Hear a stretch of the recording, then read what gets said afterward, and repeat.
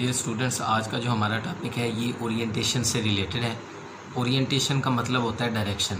अब डायरेक्शन जो है वो इनकमिंग सब्स्टिट्यूएंट के बारे में हमने बतानी है। अब फॉर एग्जांपल ये मैं कंसिडर करता हूँ ये बेंजीन रिंग, जैसा कि आप लोगों ने अर्लियर क्लासेस में पढ़ा, जब इसको हम ट्रीट करते हैं किसी भी इलेक्ट्रोफाइल के साथ जिसके ऊपर पॉजिटिव चार्ज होता है, तो हम ये कहते हैं कि it gives only one mono substituted product. ये सिर्फ एक ही मोनो सब्स्टिट्यूटेड प्रोडक्ट देता है। लेकिन जब इसको हम ट्रीट करते हैं दूसरे सब्स्टिट्यूएंट के साथ जो कि एक और इलेक्ट्रोफाइल है जिसको हम वाई से रिप्रेजेंट करते हैं, तो ये तीन तरह के डाई सब्स्टिट्यूटेड प्रोडक्ट देता है।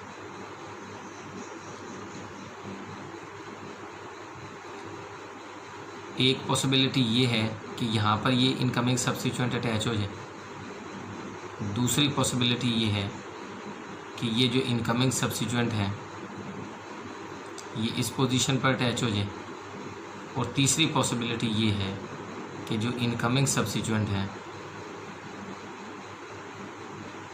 इस पैरा पोजीशन पर अटैच हो जाए। जब हम चांस बेसिस की बात करें तो हमें ये पता चलता है कि ये जो बेंजीन रिंग है इसके जो है दो पोजीशंस आर्थो हैं। ये दो पोजीशंस जो हैं इसमें आर्थो पोजीशंस हैं। इसको कुछ हम इस तरह रिप्रेजेंट कर देते हैं। ये भी आर्थो पोजीशन है, ये भी आर्थो पोजीशन है। ये मेटा पोजीशन है, ये भी मेटा पोजीशन है, और ये पैरा पोजीशन है।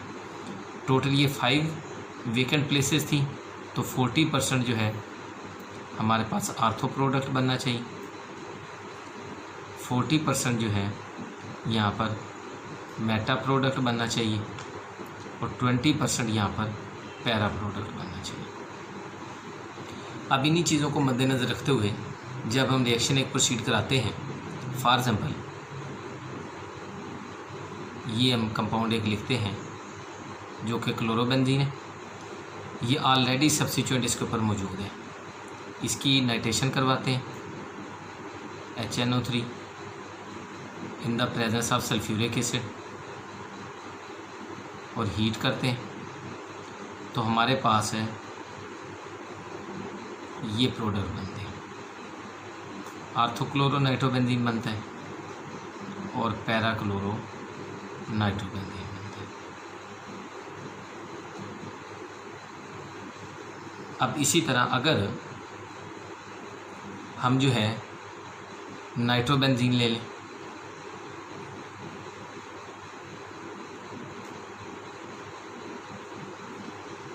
और इसकी हैलोजिनेशन करा दें, FeCl3 को इस्तेमाल करें यहाँ पर कैटलिस्ट, तो हमारे पास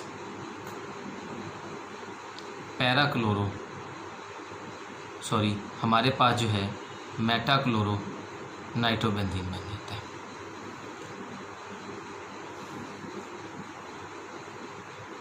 अब क्वेश्चन ये राइज होता है कि जो हमने ऊपर ये डिस्ट्रीब्यूशन बताई है जो कि चांस बेसिस पर थी, इसको फॉलो नहीं किया गया। इसके अंदर मैक्सिमम जो है आर्थो और पैरा प्रोडक्ट्स बने और इसके अंदर मेटा प्रोडक्ट्स बने। इसका मतलब ये हो कि ये जो ऑलरेडी प्रेजेंट सब्स्टिट्यूएंट है जो कि बेंजीन रिंग के ऊपर मौजूद है, इसका डायरेक्टिव इफेक्ट है और ये इनकमिंग सब्स्टिट्यूएंट की पोजीशन के बारे में बताता है। अब इस टॉपिक के अंदर ये जो चीज़ें थी ये तो थी आप लोगों ने अर्लियर क्लासेस के अंदर ये पढ़ी हुई है। अब यहाँ पर जो हमने डिस्कशन करनी है वो बेसिकली ओरिएंटेशन और रिएक्टिविटी के बारे में डिस्कस करना है। यानी ओरिएंटेशन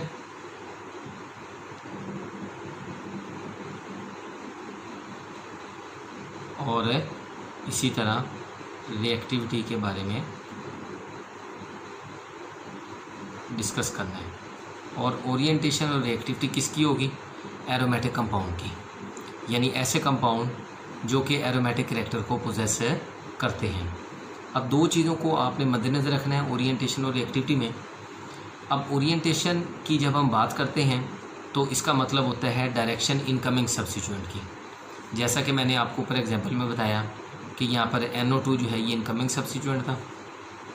अब इसकी इनकमिंग सब्स्टिट्यूएंट की पोजीशन को डिसाइड किया क्लोरीन ने, जो कि ऑलरेडी प्रेजेंट था बेंजीन रिंग के ऊपर। और इसी तरह अगर नाइट्रोबेंजीन की बात करते हैं तो इनकमिंग सब्स्टिट्यूएंट जो था यहाँ पर क्लोरीन था और ऑलरेडी प्रेजेंट सब्स्टिट्यूएंट ने NO2 ने इसकी पोजीशन को डिसाइड किया कि इसने एरोमेटिक कंपाउंड के या बेंजीन रिंग पर कौन सी पोजीशन पर जाकर इसने अटैच होना है, यानी इसने आर्थो पोजीशन को अटेन करना है, मेटा पोजीशन पर अटैचमेंट देनी है या पैरा पोजीशन पर अटैचमेंट देनी है।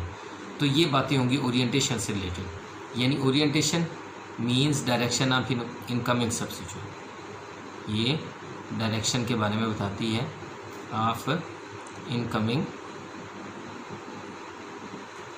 सब्स्टिट्यूएंट। और जो रिएक्टिविटी है ये बेसिकली ये एरोमेटिक कंपाउंड के बारे में इंफॉर्मेशन देती है। फॉर एग्जांपल जैसा कि मैंने आप लोग को पहले बताया कि रिएक्टिविटी से रिलेटेड कि अगर हम ये बात करें कि ये एक बेंजीन रिंग है, ये हमारे पास एक एरोमेटिक कंपाउंड है, इसके ऊपर सब्स्टिट्यूएंट लगा देते हैं जो कि पहले हमने डिस्कस किए हैं। जैसा कि ये मैंने OH ग्रुप लगा दिया जिसके पास ये अनशेयर्ड इलेक्ट्रॉन पेयर है जिसे हम फिनोल कहते हैं, और एक जो है यहाँ पर इसी तरह हमने NO2 ग्रुप लगा दिया जैसा कि ऊपर एग्जांपल में मेंशन है, ये NO2 ग्रुप लगा दिया। अब हमने बेसिकली रिएक्टिविटी के अंदर कंपैरिजन करना है इन सब्स्टिट्यूएंट्स का effect related to the reactivity of benzene. For example अगर हाइड्रोक्सिल ग्रुप लगाते हैं तो क्या ये हाइड्रोक्सिल ग्रुप की जो अटैचमेंट है बेंजीन रिंग पर, क्या बेंजीन रिंग की रिएक्टिविटी को इंक्रीज़ करती है या डिक्रीज़ करती है। NO2 ग्रुप लगाते हैं तो इसका क्या इफेक्ट होता है। तो दो तरह के हमारे पास ग्रुप्स होते हैं, एक होते हैं एक्टिवेटिंग और कुछ ग्रुप्स होते हैं डीएक्टिवेटिंग। जो एक्टिवेटिंग ग्रुप्स हैं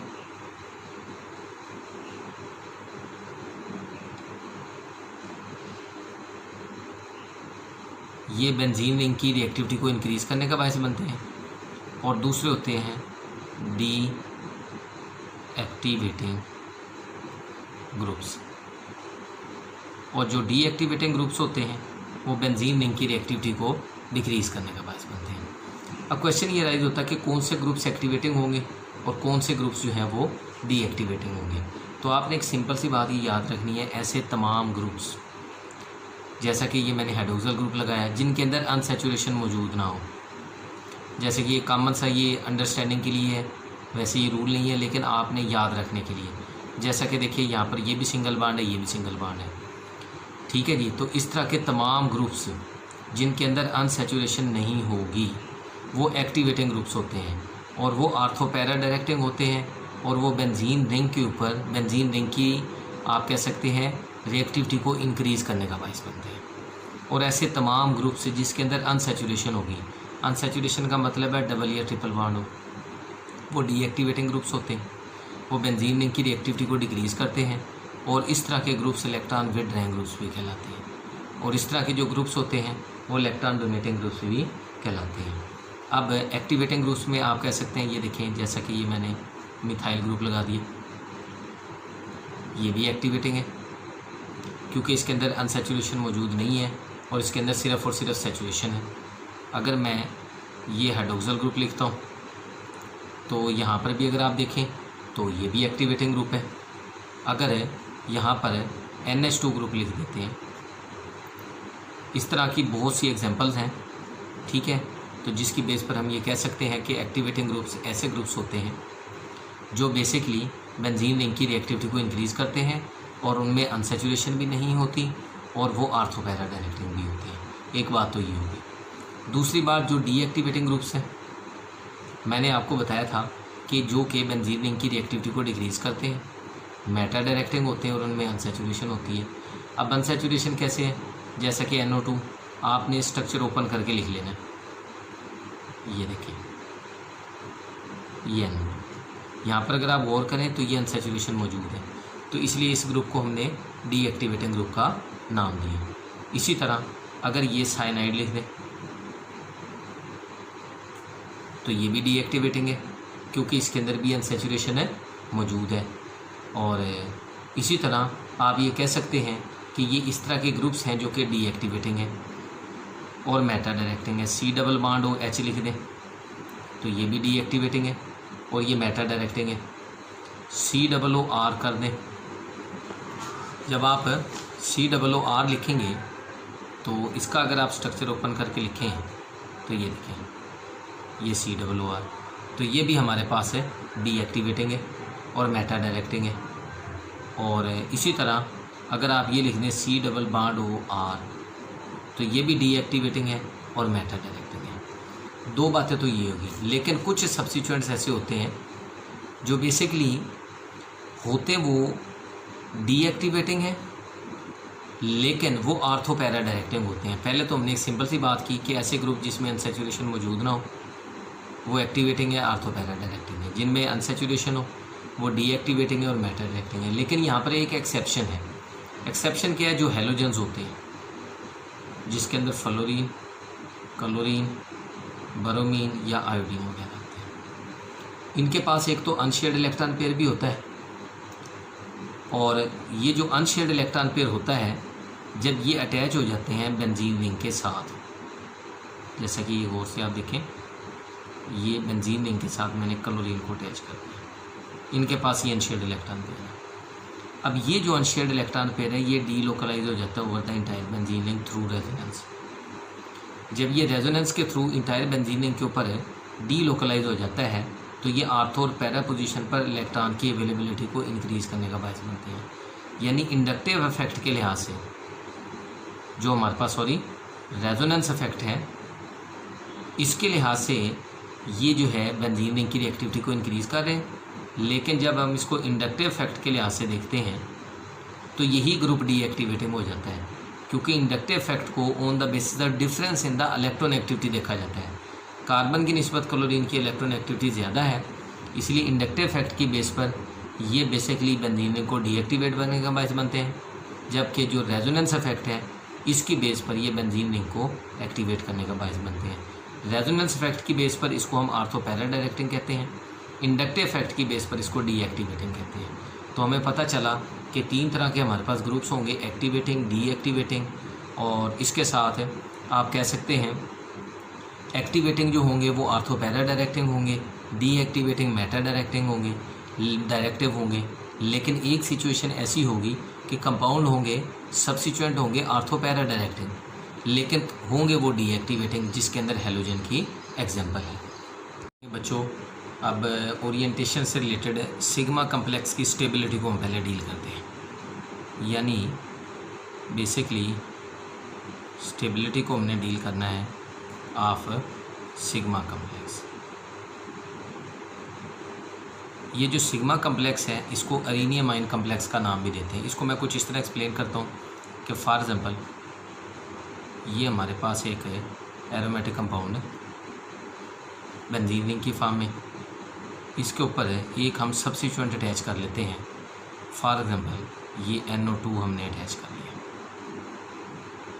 अब जैसा कि आप लोगों ने पिछले आप लोगों ने ये पढ़ा कि ये जो NO2 है ये इलेक्ट्रॉन विड्रॉइंग ग्रुप है और ये बेसिकली बेंजीन रिंग को डीएक्टिवेट करने का बायस बनता है।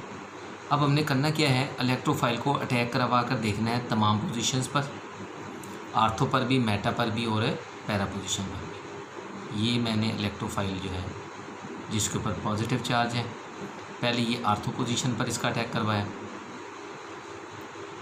तो इसके कंट्रीब्यूटिंग हम स्ट्रक्चर बनाएंगे और फिर ये देखेंगे कि यहाँ पर इसकी स्टेबिलिटी क्या है।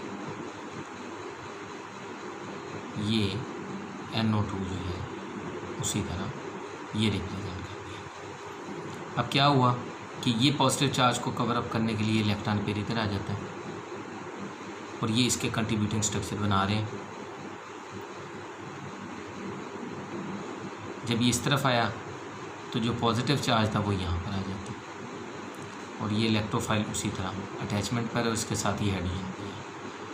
अब ये इस पोजीशन पर है और ये NO2 जो है ये भी इसी तरह लगा दिया। अब क्या हुआ, इस पॉजिटिव चार्ज को कवर अप करने के लिए ये इलेक्ट्रॉन पेयर इधर आए और यहाँ पर है ये एक और इसका कंट्रीब्यूटिंग स्ट्रक्चर बना अब पॉजिटिव चार्ज इधर आ गए और ये बांड एक इधर आ गए और ये इस तरह ये बांड आ गए और ये इलेक्ट्रोफाइल और ये हमारे पास है NO2, ये फॉर्म। अब ये जो था अटैक ये आर्थो पोजीशन पर था। अब इसी तरह मेटा पोजीशन पर अटैक करवाते हैं।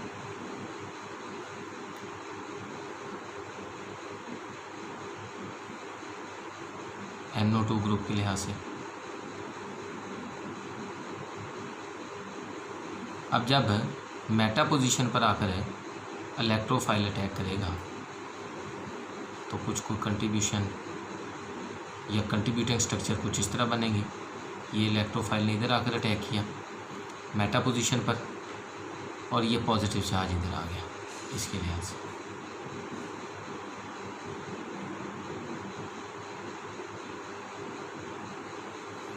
अब इसको कवर अप करने के लिए ये इलेक्ट्रॉन पेयर इधर आ गए और इसका ये जो कंट्रीब्यूटिंग स्ट्रक्चर था ये कुछ इस तरह करके रिप्रेजेंट करेंगे। इस तरफ ये प्लस चार्ज यहाँ पर, ये ऐसे, ये इलेक्ट्रोफाइल इधर ही है और ये NO2 भी ऐसे ही हमने रिप्रेजेंट कर दिया। अब इसी तरह मज़ीद इसका कंट्रीब्यूटिंग स्ट्रक्चर ये देखें, ये चार्ज इधर आ जाएगा, ये इलेक्ट्रॉन पेयर और पॉजिटिव चार्ज इस तरफ आ जाएगा और ये यहाँ पर ये देखें, ये प्लस चार्ज इधर आ गया और ये बांड इस तरफ और ये इस तरफ और ये NO2 इसी तरह हमने अटैचमेंट इसकी रिप्रेजेंट की और इसके साथ ये इलेक्ट्रोफाइल भी है और इस तरह करके इसके और भी कंट्रीब्यूटिंग स्ट्रक्चर है पॉसिबल है। अगर आप यहाँ पर गौर करें तो अरेनियम आयन कम्प्लेक्स की इसी तरह अगर पैरा पोजीशन पर करवाएंगे तो पैरा पोजीशन के भी हम सिचुएशन देख लेते हैं। ये देखिए, ये हमारे पास है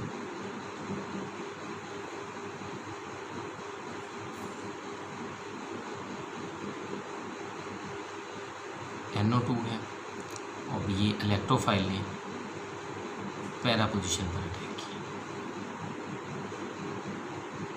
ये इलेक्ट्रोफाइल इधर, ये पॉजिटिव चार्ज इस तरफ आ गया, ये NO2 इसी तरह हमने शो कर दिया और बाकी जो बांड्स हैं वो भी सेम वे से हमने रिप्रेजेंट कर दिया। अब नेक्स्ट किया हुआ कंट्रीब्यूटिंग स्ट्रक्चर कुछ इसके बनाते, ये इलेक्ट्रॉन पेयर इस तरफ आ जाता है, ये भी इस तरफ आता है तो जो पॉजिटिव चार्ज है वो इधर आ जाता है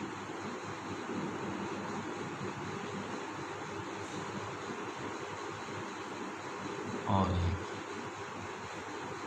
ये इलेक्ट्रोफाइल और ये इस तरफ और फिर इसका कंट्रीब्यूटिंग स्ट्रक्चर ये देखिए, ये इलेक्ट्रॉन पेयर इधर और पॉजिटिव चार्ज इधर है। तो जब ये इलेक्ट्रॉन पेयर इस जगह पर आता है जहाँ पर ये पॉजिटिव चार्ज है, ये देखिए, ये इस तरफ आ गया, ये पॉजिटिव चार्ज है, ये इलेक्ट्रोफाइल है और ये भी इसी तरह और ये हमारे पास यहाँ पर।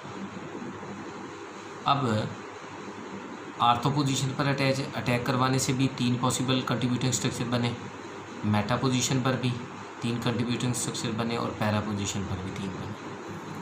अब पहला काम जो है अरेनियम आयन कम्प्लेक्स की स्टेबिलिटी से रिलेटेड ये देखा जाता है कि नंबर ऑफ़ कंट्रीब्यूटिंग स्ट्रक्चर, अगर नंबर ऑफ़ कंट्रीब्यूटिंग स्ट्रक्चर जो है वो ज़्यादा बनते हैं जिस पर अटैक कराने से आर्थो पर, मेटा पर या पैरा पर, तो उसकी स्टेबिलिटी ज़्यादा होती है और रिएक्शन भी उसी डायरेक्शन में प्रोसीड होता है। लेकिन क्योंकि यहाँ पर सिचुएशन डिफरेंट है, यहाँ पर तीनों सिचुएशन में कंट्रीब्यूटिंग स्ट्रक्चर इक्वल बन रहे हैं, तो फिर आपने नेक्स्ट रूल देखना है रेजोनेंस से रिलेटेड। आपको ये पता होना चाहिए कि यहाँ पर अगर आप देखें, ये आर्थो पोजीशन पर अटैक करवाने से ये वाला एक स्ट्रक्चर ऐसा है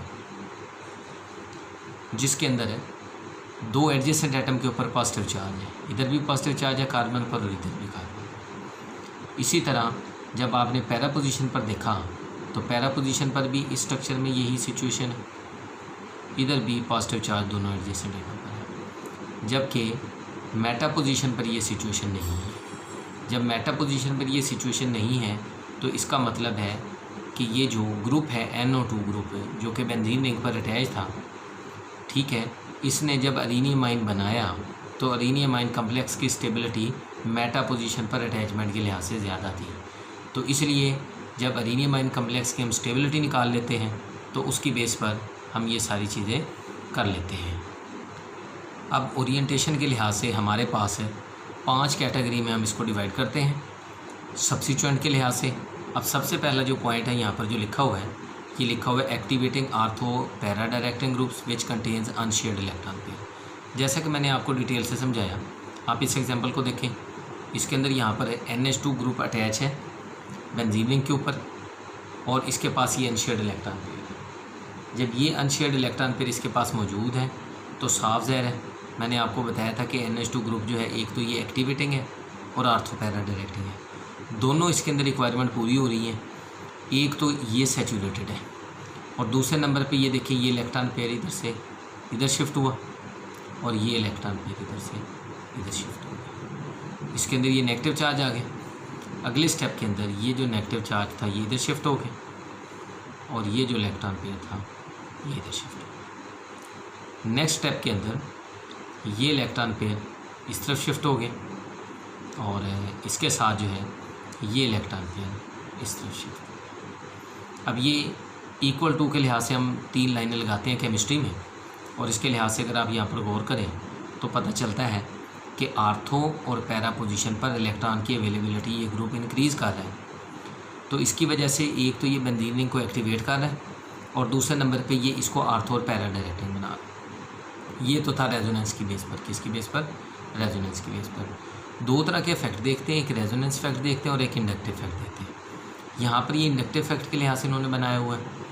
इंडक्टिव इफेक्ट देखते हैं on the basis the difference in the electronegativity. अब ये कार्बन के साथ इसकी अटैचमेंट है, कार्बन की इलेक्ट्रोनेगेटिविटी वैल्यू कम है और नाइट्रोजन की इलेक्ट्रोनेगेटिविटी वैल्यू ज़्यादा है।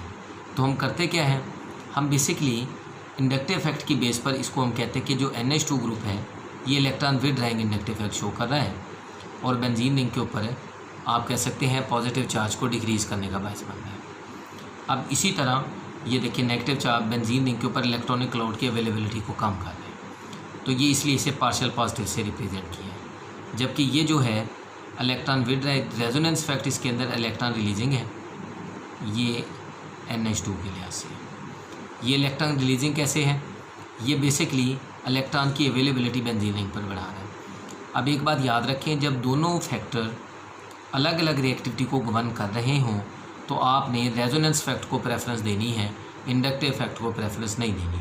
तो इसकी बेस पर ये जो NH2 ग्रुप है, एक तो ये कैसा ग्रुप है जिसके पास अनशेयर्ड इलेक्ट्रॉन पेयर है और दूसरे नंबर पे जब इसके पास अनशेयर्ड इलेक्ट्रॉन पेयर है और ये जो ग्रुप है ये सैचुरेटेड है, तो ये आर्थो पैरा डायरेक्टिंग भी होगा और एक्टिवेटिंग भी होगा on the basis of resonance effect. Resonance effect की बेस पर ये आर्थो पैरा डायरेक्टिंग भी होगा और एक्टिवेटिंग भी होगा।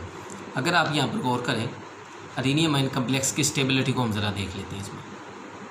अब अरेनियमाइन कम्प्लेक्स की स्टेबिलिटी को हम कुछ इस तरह देखते हैं, तीनों पोजीशंस पर अटैक करवाया जाएगा, आर्थो पर भी, मेटा पर भी और पैरा पोजीशन पर भी। और हम ये देखेंगे कि कौन सी पोजीशन जो है अटैक के बाद यहाँ पर जो है रिप्रेजेंट कर रही है अरेनियमाइन कम्प्लेक्स की स्टेबिलिटी को। ये आर्थो अटैक है। इसके अंदर अगर आप यहाँ पर गौर करें कि ये देखें, ये जब आर्थो पर अटैक हो ये प्लस चार्ज, ये प्लस और यहाँ पर भी प्लस, और ये देखिए ये इसके कंट्रीब्यूटिंग स्ट्रक्चर बन गए 1 2 3 4। इसी तरह पैरा पोजीशन पर अटैक पर भी इसी तरह बेटा 1 2 3 4, ये भी कंट्रीब्यूटिंग स्ट्रक्चर इसके 4 बन गए। मेटा पोजीशन पर जब अटैक कराया तो कंट्रीब्यूटिंग स्ट्रक्चर बने 3। तो मैंने आपको अरेनियमाइन कम्प्लेक्स की स्टेबिलिटी में पहली बात ये बताई थी कि नंबर ऑफ़ कंट्रीब्यूटिंग स्ट्रक्चर जिसके ज़्यादा होंगे अरेनियमाइन कम्प्लेक्स की स्टेबिलिटी भी उधर ज़्यादा होगी और रिएक्शन उसी डायरेक्शन में प्रोसीड होगा। तो इसका मतलब ये है कि अगर ऐसा सब्स्टिट्यूएंट अटैच होगा बेंजीन रिंग के पास जिसके पास अनशेयर्ड इलेक्ट्रॉन पेयर होंगे, ठीक है जी, और वो सैचुरेटेड भी हो, तो वो आर्थो पैरा डायरेक्टिंग होता है और इसके साथ साथ जो है वो एक्टिवेटिंग ग्रुप होता है। सिचुएशन जो है जो हमने इसके अंदर देखनी है, अब कुछ ग्रुप्स ऐसे होते हैं जो हमारे पास आर्थो पैरा डायरेक्टिंग तो होते हैं लेकिन उनके पास अनशेयर्ड इलेक्ट्रॉन पेयर नहीं होता। जैसा कि यहाँ पर अगर आप गौर करें तो ये हमने बेंजीन रिंग के साथ मिथाइल ग्रुप को अटैच कर दिया। अब अगर आप देखें बेंजीन रिंग के साथ मिथाइल ग्रुप की अटैचमेंट तो वो हमें क्लियर हो जाती है। ये देखें, ये हमारे पास बेंजीन रिंग है और इसके साथ ये मैंने अल्काइल ग्रुप को अटैच कर दिया। अब ये वाला जो ग्रुप था ये भी हमारे पास आर्थो पैरा डायरेक्टिंग है, इसको भी आर्थो एंड पैरा डायरेक्टिंग कहेंगे ग्रुप को। और इसके साथ ये भी एक्टिवेटिंग है और ये एक्टिवेटिंग भी होगा, यानी बेंजीन रिंग को ये एक्टिवेट करने का भी बायस बनेगा, बेंजीन रिंग की रिएक्टिविटी को भी इंक्रीज़ करेगा और ये ग्रुप जो है वो आर्थो और पैरा डायरेक्टिंग भी होगा। अगर पहले वाले ग्रुप के साथ इसको कंपेयर किया जाए, जैसा कि हमने एग्जांपल आप लोग को समझाई NH2 के लिहाज से, जो कि एनालिन को रिप्रेजेंट करता है, ये भी आर्थो पैरा डायरेक्टिंग था, ये भी ग्रुप एक्टिवेटिंग था, लेकिन दोनों में डिफरेंस ये है कि इसके पास ये अनशेयर्ड इलेक्ट्रॉन पेयर है और इसके पास कोई भी अनशेयर्ड इलेक्ट्रॉन पेयर नहीं है। यहाँ पर दोनों फैक्टर हमने देखे, एक तो रेजोनेंस भी ऑपरेट हुई और दूसरा इंडक्टिव इफेक्ट को भी देखा। रेजोनेंस के ज़रिए ये जो अनशेयर्ड इलेक्ट्रॉन पेयर था ये डीलोकलाइज हुआ ओवर द इंटायर बेंजीन ने, और इस अनशेयर्ड इलेक्ट्रॉन पेयर ने इलेक्ट्रॉन की अवेलेबिलिटी आर्थो और पैरा पोजीशन पर इंक्रीज़ की और जिसको हमने फाइनली कुछ इस तरह रिप्रेजेंट किया।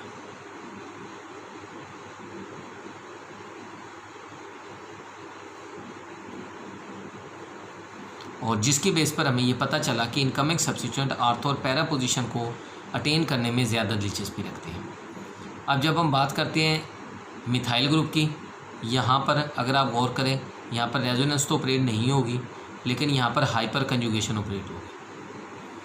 आपको पता है कि जो हाइपर कंजुगेशन की टर्म होती है केमिस्ट्री में, वो उस वक्त यूज़ की जाती है जब सिग्मा इलेक्ट्रॉन कंजुगेशन में होता है with the pi electron of unsaturated system, तो फिर हाइपर कंजुगेशन की टर्म यूज़ की जाती है, जो कि रेजोनेंस की एक टाइप है। तो इसका मतलब है हाइपर कंजुगेशन की बेस पर यहाँ पर ये सिग्मा इलेक्ट्रॉन डीलोकलाइज होता है over the entire benzene ring with the pi electron of unsaturated system, और जब ये डीलोकलाइज हो जाता है तो इसकी भी बिल्कुल उसी तरह सिचुएशन बन जाएगी। ये मैं आपको बुक से भी अभी बताता हूँ कि यहाँ पर ये डबल बॉन्ड आ जाएगा, ये पार्शियल पॉजिटिव आ जाएगा और ये पार्शियल है नेगेटिव। इधर भी पार्शियल नेगेटिव होगा और इधर भी पार्शियल नेगेटिव होगा कंट्रीब्यूटिंग स्ट्रक्चर बनाने के बाद। यानी इसका मतलब ये है कि ये जो अल्काइल ग्रुप होगा हाइपर कंजुगेशन के लिहाज से ये इलेक्ट्रॉन रिलीजिंग होगा। जब हाइपर कंजुगेशन के लिहाज से ये इलेक्ट्रॉन रिलीजिंग होगा तो ये इलेक्ट्रॉन की अवेलेबिलिटी बेंजीन रिंग पर बढ़ाएगा, और जब ये इंक्रीज़ करेगा तो ये हमारे पास आर्थो एंड पैरा डायरेक्टिंग और साथ ये एक्टिवेटिंग भी होगा। अब इसी बात को हम इधर से समझ से बुक से, यहाँ पर देखें, एक देखें यहाँ पर गौर से कि ये पहले स्ट्रक्चर शोइंग इंडक्टिव इफेक्ट, ये देखिए इलेक्ट्रॉन रिलीजिंग इंडक्टिव इफेक्ट है मिथाइल ग्रुप का। जो अल्काइल ग्रुप होते हैं इलेक्ट्रॉन रिलीजिंग इंडक्टिव इफेक्ट भी शो करते हैं, इलेक्ट्रॉन विड्रॉइंग भी। ये डिपेंड करता है सिचुएशन के ऊपर कि किस तरह की सिचुएशन है जो कि ये प्रोसीड हो रही है। और यहाँ पर अगर देखें हाइपर कंजुगेटेड स्ट्रक्चर में तो ये भी इलेक्ट्रॉन रिलीजिंग इफेक्ट को रिप्रेजेंट कर रहा है। दोनों फैक्टर जो है एक ही डायरेक्शन में चल रहे हैं और बेंजीन की रिएक्टिविटी को इंक्रीज़ करने का बायस बन रहे हैं। अब यहाँ पर अगर आप देखें अटैक के लिहाज से आर्थो अटैक पर भी 1, 2, 3 कंट्रीब्यूटिंग स्ट्रक्चर बने, पैरा अटैक के लिहाज से भी 3 कंट्रीब्यूटिंग स्ट्रक्चर बने और मेटा अटैक के लिहाज से भी 3 कंट्रीब्यूटिंग स्ट्रक्चर बने। लेकिन यहाँ पर डिफरेंस ये आया कि जो आर्थो और पैरा के लिहाज से एक ये वाला स्ट्रक्चर, इसके अंदर ये पॉजिटिव चार्ज नज़र आ रहा है, अल्काइल ग्रुप जिसके साथ अटैच है, इधर भी पॉजिटिव चार्ज नज़र आ रहा है जिधर अल्काइल ग्रुप अटैच है। यहाँ पर इन तीनों कंट्रीब्यूटिंग स्ट्रक्चर में ऐसी कंडीशन नहीं है। जब पॉजिटिव चार्ज उस कार्बन पर डेवलप हो जाता है, ठीक है, जिसके साथ ये सब्स्टिट्यूएंट अटैच होता है, अल्काइल ग्रुप अटैच होता है, तो इसके नतीजे में हाइपर कंजुगेशन के ऑपरेट होने के चांसेस बढ़ जाते हैं। इसलिए अरेनियम आयन कम्प्लेक्स की स्टेबिलिटी भी बढ़ जाती है। यही वजह है कि ये जो अल्काइल ग्रुप होते हैं ये आर्थो पैरा डायरेक्टिंग होते हैं, और इसके अलावा इनके पास अनशेयर्ड इलेक्ट्रॉन पेयर भी नहीं होता और ये एक्टिवेटिंग भी होते हैं। अब यहाँ पर जो नेक्स्ट इसके अंदर है पॉइंट है वो ये है कि deactivating ortho and para directing hello substituents, यानी हैलोजन से रिलेटेड है। जैसा कि मैंने आपको बताया था, यहाँ पर आप ये देखें ये हैलोजन इसके ऊपर अटैच है, इसके पास ये अनशेयर्ड इलेक्ट्रॉन पेयर भी है। अब यहाँ पर अगर आप देखते हैं इंडक्टिव इफेक्ट के लिहाज से तो ये एरो ऊपर की तरफ बनाया हुआ है, तो इसका इलेक्ट्रॉन विड्रॉइंग इंडक्टिव इफेक्ट है। तो ये जो इलेक्ट्रॉन विड्रॉइंग इंडक्टिव इफेक्ट है ये बेसिकली आर्थो और पैरा पोजीशन पर इलेक्ट्रॉन पेयर की अवेलेबिलिटी को डिक्रीज कर रहा है, और जिसकी वजह से हम ये कहते हैं कि inductive effect of the chloro group deactivate the ring, ये रिंग को डीएक्टिवेट करता है। लेकिन एट द सेम टाइम जब इसका रेजोनेंस इफेक्ट देखते हैं तो ये आर्थो और पैरा पोजीशन पर इलेक्ट्रॉन की अवेलेबिलिटी को बंदा इंक्रीज़ कर रहा है। तो इसका मतलब ये हुआ कि यहाँ पर भी दोनों इफेक्ट अपोजिट डायरेक्शन में चल रहे हैं, जैसा कि हमने पहले पॉइंट में डिस्कस किया। लेकिन यहाँ पर डिफरेंस ये है कि यहाँ पर जो इंडक्टिव इफेक्ट है और रेजोनेंस इफेक्ट है, दोनों का जो इफेक्ट है वो रीज़नेबल है, और मोर ओवर दोनों एक दूसरे के साथ कम्पीट कर रहे हैं। तो फिर करते क्या है, फिर on the basis of unshared electron pair resonance effect की बेस पर हम इसको आर्थो पैरा डायरेक्टिंग कह देते हैं, लेकिन इंडक्टिव इफेक्ट की बेस पर हम ये कहते हैं कि बेंजीन रिंग को डीएक्टिवेट भी करता है। तो यानी कहने का मतलब ये है कि जो हैलोजन होंगे ये ऐसे सब्स्टिट्यूएंट्स होंगे जो बेसिकली आर्थो पैरा डायरेक्टिंग ज़रूर होंगे, लेकिन वो बेंजीन रिंग को डीएक्टिवेट करने का बायस बनेंगे। इसका फोर्थ पॉइंट जो है ये हमारे पास है डीएक्टिवेटिंग मेटा डायरेक्टिंग ग्रुप्स, जिनके पास अनशेयर्ड इलेक्ट्रॉन पेयर भी नहीं होता। अब जैसा कि ये देखिए ये NO2 ग्रुप यहाँ पर अटैच है, मैंने आपको पहले भी एग्जाम्पल में समझाया अरेनिमाइन कम्प्लेक्स की स्टेबिलिटी के लिहाज से भी। यहाँ पर ये देखें इसके हमने कंट्रीब्यूटिंग स्ट्रक्चर बना दिए 1 2 3। यहाँ पर आप अगर गौर करें आर्थो पर भी पॉजिटिव चार्ज आया, पैरा पर भी पॉजिटिव चार्ज आया, और फिर आर्थो पर पॉजिटिव चार्ज आया, और इसको कुछ इस तरह रिप्रेजेंट कर दिया। यहाँ पर भी अगर आप देखें तो इसकी ये रेजोनेंस हाइब्रिड है। अब यहाँ पर अगर आप गौर करें तो हमें पता चलता है, मैंने आपको पहले भी एक पॉइंट बताया था कि अगर ऐसा सब्स्टिट्यूएंट अटैच हो जिसमें अनसैचुरेशन मौजूद हो, जैसा कि ये NO2 ग्रुप के लिहाज से ये अनसैचुरेशन है, तो ये डीएक्टिवेटिंग भी होता है और मेटा डायरेक्टिंग भी होता है। अब यहाँ पर इंडक्टिव इफेक्ट के लिहाज से देखें तो इंडक्टिव इफेक्ट के लिहाज से ये इलेक्ट्रॉन विड्रॉइंग इंडक्टिव इफेक्ट है, ये एरो साइन ऊपर की तरफ बने। जब विड्रॉइंग इंडक्टिव इफेक्ट है तो ये अवेलेबिलिटी डिक्रीज़ कर रहे हैं इलेक्ट्रॉन पेयर की, और इसको रेजोनेंस इफेक्ट भी इसका आप कह सकते हैं इलेक्ट्रॉन विड्रॉइंग है, इंडक्टिव इफेक्ट भी इलेक्ट्रॉन विड्रॉइंग है। दोनों फैक्टर जो हैं बेंजीन रिंग की रिएक्टिविटी को डिक्रीज़ कर रहे हैं और बेंजीन रिंग को डीएक्टिवेट करने का बायस बन रहे हैं। तो इस तरह के सब्स्टिट्यूएंट्स जो होंगे इन्हें हम कहेंगे Meta directing and also the deactivating. अब वही बात मैंने आपको बताया था कि अरेनियम कम्प्लेक्स की स्टेबिलिटी को हम देखते हैं। अब स्टेबिलिटी कैसे देखते हैं, पहले आर्थो पर अटैक कराते हैं, फिर पैरा पर और फिर मेटा पर। आर्थो पर अगर आप अटैक करा के देखें तो यहाँ पर देखिए कंट्रीब्यूटिंग स्ट्रक्चर 1 2 3 4 बन गए। अब इन 4 कंट्रीब्यूटिंग स्ट्रक्चर के अंदर अगर आप गौर करें, पैरा पर अटैक कराया 1 2 3 4।